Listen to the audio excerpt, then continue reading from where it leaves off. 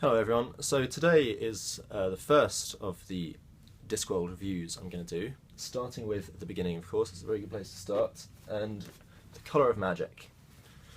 This wasn't the first book I read, it wasn't the first Discworld book I read.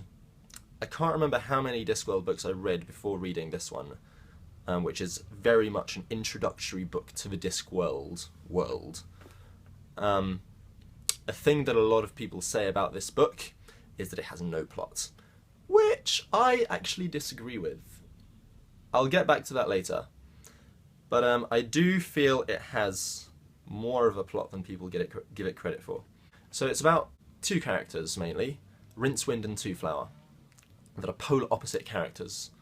Rincewind is a failed wizard from Ankh-Morpork, which is the Discworld's basically equivalent to London of maybe 100 years ago or so.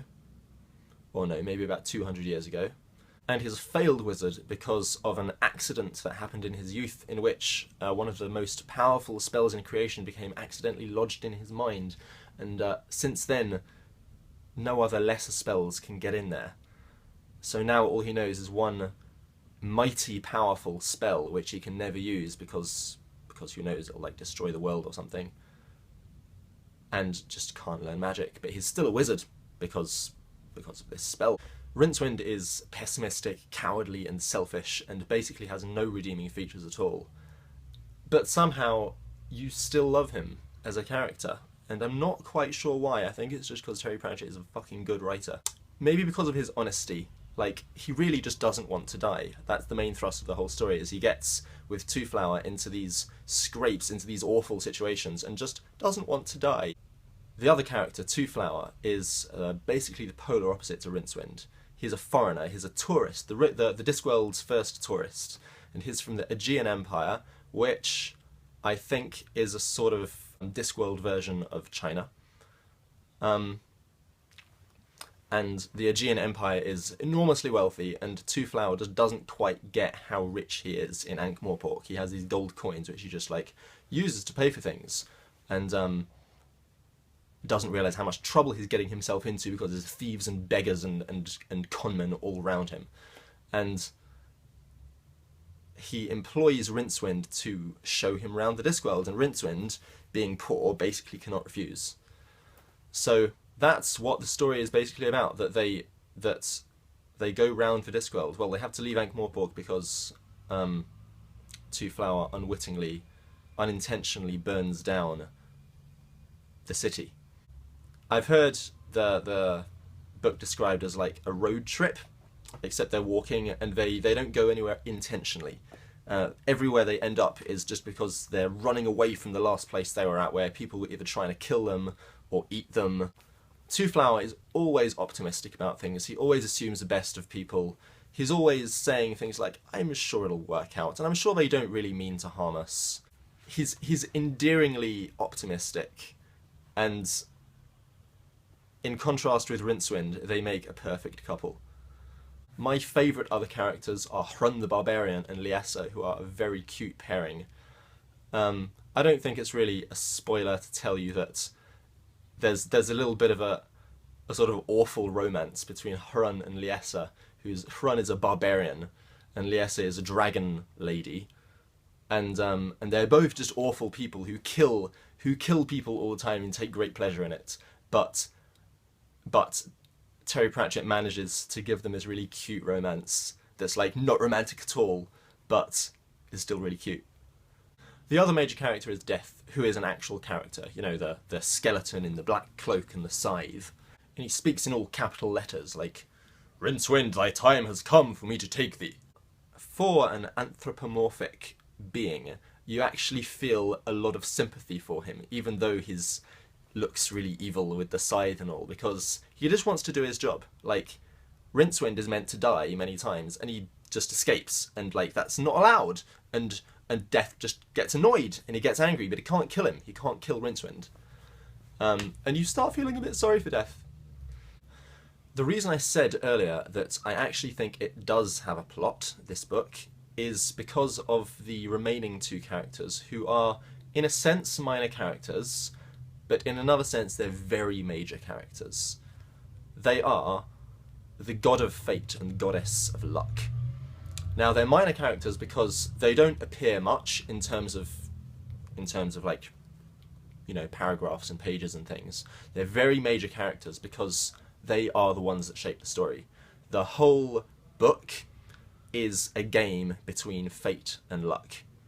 Fate causes all of these situations that Rincewind and Two Flower get into, and luck takes them out of them. I'm not going to tell you how it ends between them, and it does actually have a conclusion between the two characters.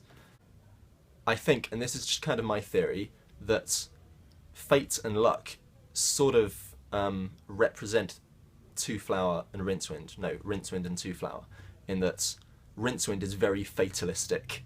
He just believes he's going to die all the time, and he always expects the worst. He doesn't believe that any good is going to come out of things. He doesn't believe that there's like salvation from above. Whereas Two Flower is always hoping for the best, and he always gets the best because he's so optimistic. Luck favours him. I think that the twists and turns in the story, and all the things that make it seem like there's no story arc, is the story arc. It is these moves and counter moves by fate and luck against each other. And in that sense, the book does actually have a conclusion, even though it doesn't seem like it. Even though the book really ends, and you think like, wait, did the book just end? And you have to go straight on to The Light Fantastic, which I'll talk about next week. Now, I have some criticisms of sorts. A couple of criticisms with the actual book itself, and a few that are more like just pointing out ways in which it doesn't really fit with the rest of the Discworld series. So, one thing that I noticed once I'd nearly finished the book is that one of the characters, a minor character, just disappeared for no real reason. Just like Terry Pratchett got bored of writing about him and just like stopped writing about him, and I only noticed afterwards that like he was no longer in the story. It didn't really matter because he wasn't a big character, but it was shoddy. It's shoddy writing. I can't really say that Terry Pratchett is a shoddy writer, but I just did. Also, there's ways in which this book contradicts the rest of the series, which is kind of why I think he didn't really intend it as a series when he first wrote this. Because, for example, there's Liesa, I mentioned earlier, is the daughter of a wizard, and she has two brothers. A major theme of the entire rest of the series is that wizards don't have families, they don't marry, they don't have children. And that's it's just not mentioned at all. Like the father of Liesa is not mentioned as being a wizard who left the fold or anything like that. He's just a normal wizard.